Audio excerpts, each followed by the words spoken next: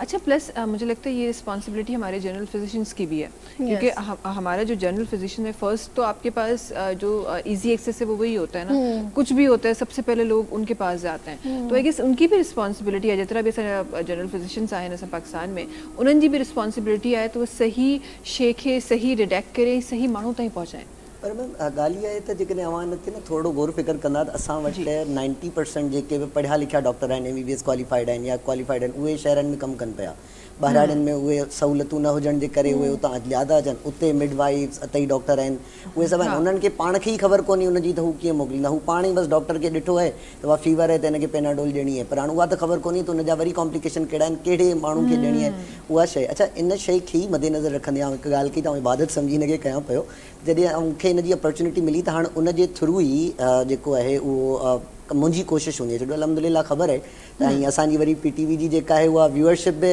Rural areas जी हूंदी आहे urban areas जे मुक़ाबले में, त उते वेही करे अच्छा पहिरियों प्रोग्राम OT सां रिलेटेड मां दावा सां चई सघां थो त मां पहिरियों हूंदुमि जेको आऊं कयो हूंदो ऐं उहो बि डॉक्टर रूमा सां कयो हुयो। सो इहे इन खां अलावा काफ़ी सारी शयूं आहिनि अञा प्लैनिंग में आहिनि त फिटनेस सां रिलेटेड थियनि थियूं, so awareness is too much important thing ऐं उनजे लाइ असांखे ज़िम्मेदारी खणणी पवंदी स्पेशली जेके नौजवान आहिनि। सो उन्हनि में जनरल फिजिशियन ॿाहिराड़ियुनि जी ॻाल्हि कंदासीं त उते त जनरल फिजिशियन रेशो जेको आहे पढ़ियल लिखियल डॉक्टरनि जो को 5% खां 10% ताईं हूंदो ऐं उहे रश हुजण जे करे एतिरो काउंसलिंग ऐं इहे प्रॉपरली उहो कंदा कोन्हनि। अलबत्ता उन्हनि खे इहा ई शइ हूंदी आहे त बसि असांखे ई पैसो मिले उहा शइ ते इहा ख़बर कोन्हे त इंसानी अगरि उहे जनरल फिजिशियंस जेके वेठा आहिनि, सॉरी तव्हांजी ॻाल्हि कटियां पई, जेके वेठा आहिनि जनरल फिजिशियंस अगरि उहे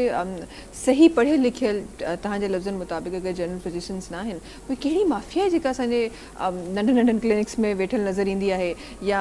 पाड़े में छा डॉक्टर जेको आहे न उहो उते हिते रहे थो हिन घर में रहे थो हेॾां वञो, कहिड़ी माफ़िया आहे? अक्सर जेके हूंदा आहिनि उहे डॉक्टर्स वटि कमु कंदा आहिनि, कमु करण खां पोइ हिते ईंदा आहिनि उहे सिखंदा आहिनि, सिखण खां पोइ उन वापसी वेंदा आहिनि उहे उते डॉक्टर थी वेंदा आहिनि। अच्छा माफ़िया इन में इहा आहे त जेकॾहिं आउं चवंदुमि त जेके कंसर्न अथॉरिटीज़ आहिनि उहे उन्हनि सां ॿधियल हूंदा आहिनि, पोइ जेकॾहिं असीं लॉ एंड ऑर्डर वारी ॻाल्हि कयूं उहे बि माण्हू उन्हनि सां ॿधियल आहिनि, वरी जेके ड्रग इंस्पेक्टर साइड जा माण्हू आहिनि या जंहिंखे इन शइ जो चेक एंड बैलेंस रखणु खपे DHOs आहिनि उन्हनि खे करणु खपे, बसि उन्हनि खे हफ़्तो महीनो पुॼे थो बसि पोइ इहा ईअं मामिलो हले थो पियो। हा बसि किसो हले पियो, असां किसो हलाईंदा रहंदा आहियूं, असां किसो हले पियो। अच्छा हिकु ॿी शइ जेका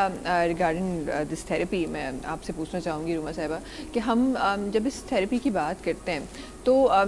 जब भी आप किसी थेरेपिस्ट के पास जाते हैं तो ये आपका कॉन्सेप्ट क्लियर होता है कि ये इट्स अ लॉन्ग प्रोसीजर, वो ऐसा नहीं है कि ओवरनाइट प्रोसीजर नहीं है कि आपने दवाई ली और सुबह उठे आप ठीक हो गए। तो इस थेरेपी के लिए क्या आपको लगता है जिस तरह अब लोगों में आई गेस बाकी जो हमारे स्पेशलिस्ट हैं बाकी जो थेरेपिस्ट हैं उससे बहुत ज़्यादा कम OT के पास लोग आ रहे होंगे, तो आपको लगता है कि हम कल को ऐसा पाकिस्तान देख रहे हैं जहाँ पे लोग इन इश्यूज़ को एक्चुअली सीरियस लेते हैं और फिर वो जो अपना टाइम स्पेन है एक 6 महीने का 3 महीने का वॉट एवर इट इज़ उस टाइम को सीरियसली लेके हमारे डॉक्टर्स की तरफ रुजू करेंगे, आपको डिफरेंस फील हो रहा है? अच्छा पहले की अगर मैं जनरेशन्स की बात करूँ ना तो जो जैसे हमारे पास ओल्ड एज के पेरेंट्स आते हैं तो वो इतना ज़्यादा उसको नहीं करते कि ठीक है बच्चा बड़ा हो गया कोई बात नहीं रह लेगा, लेकिन अब की जो generation that is a good point कि अब हमारी जो जनरेशन है क्योंकि अब हमारे जो यंग पेरेंट्स हैं वो भी पढ़े लिखे हैं, सारे नो हाउ है, तो वो इन चीज़ों को सीरियस लेते हैं और अल्हम्दुलिल्लाह अब ये है कि हम उनको होम प्लान्स भी देते हैं ना साथ साथ, तो उस पर भी वर्क कर रहे होते हैं, तो अल्हम्दुलिल्लाह ये इम्प्रूवमेंट काफ़ी आ गई है कि पहले नो हाउ नहीं था, तो जैसे उनको नो हाउ हो जाता है ना तो अब पहले ये होता है कि पहले बिल्कुल भी नहीं पता था, अब हमें वो आके बताते थे गूगल पे हमने ये पढ़ा था तो वो गूगल करके पूरा प्रॉपर आते हैं, तो हमें वो भी बताना पड़ता है कि हर चीज़ गूगल पे सही नहीं होती है, आपको कहाँ से क्या चीज़ पता होनी चाहिए। तो